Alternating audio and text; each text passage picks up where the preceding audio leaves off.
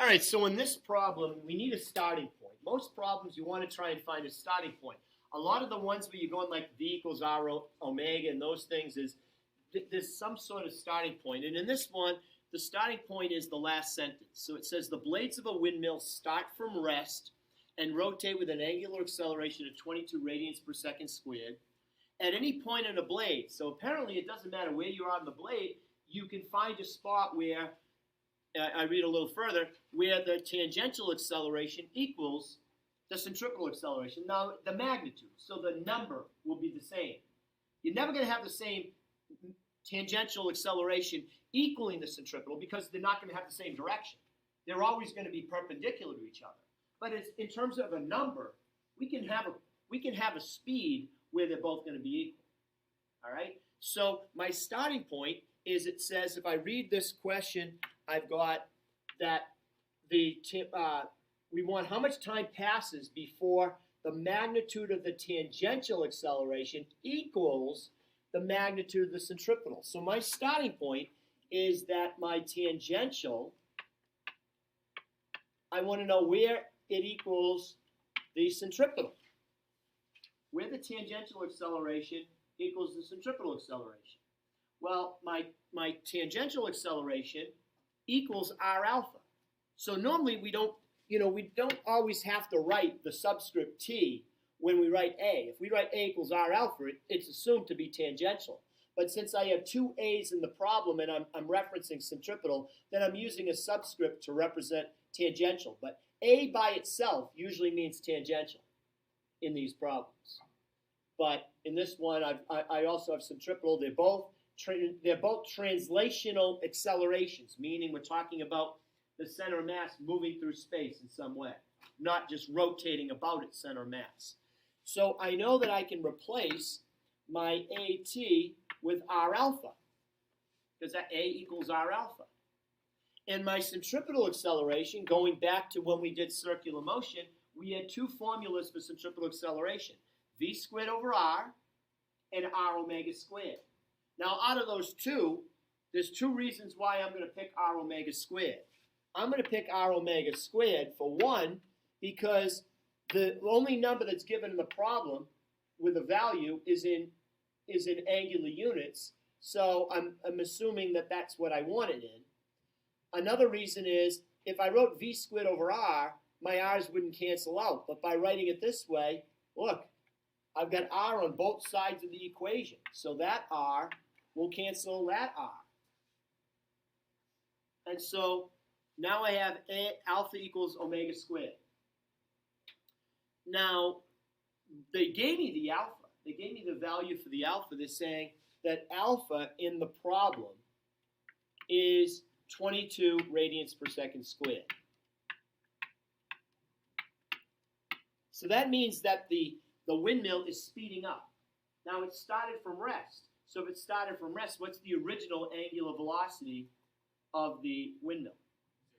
0. So omega original is 0 radians per second. Now, I'm looking for time, so I only need one more fact. Well, I'm going to get the fact from the stuff that I wrote down in red on the board. Because if I know this, now that omega is going to be the final.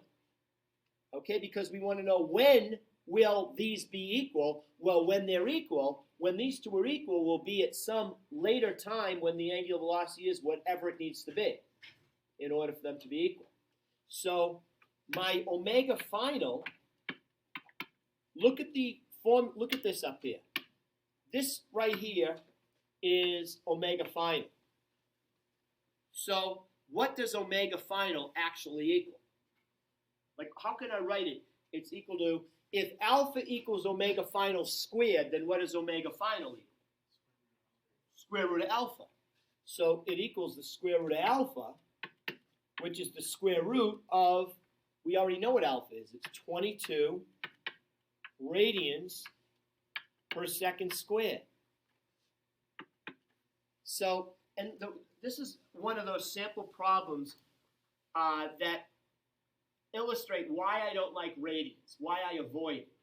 Because if you look at that, if you look at what I have under the square root, you would say it's gonna be messed up for units because I know this is in radians per second, and I will get per second from that, but I'm not gonna get radians from that. But magically, the answer is gonna be in radians per second. Because remember, a radian is like a fake unit. It's a unit that allows me to go from something angular to something translational, but then it's not like an equivalent. So, so what does this end up being anyways? What's the square root of 22? 4.69?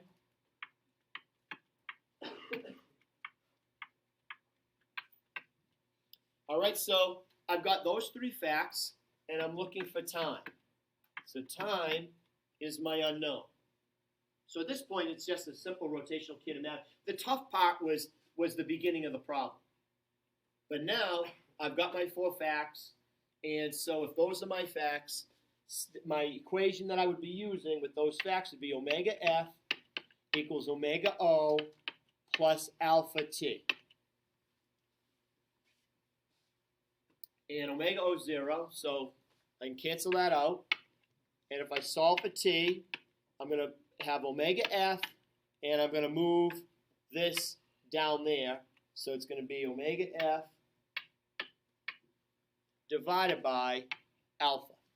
And that'll give me the time. So plugging those numbers in, time is going to be 4.69 radians per second divided by 22.0 radians per second squared.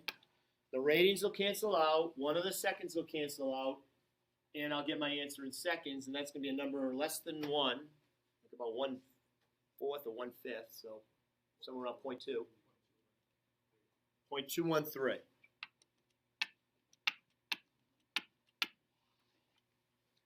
All right, any questions on that one? So again, the trick here was the first part of the problem.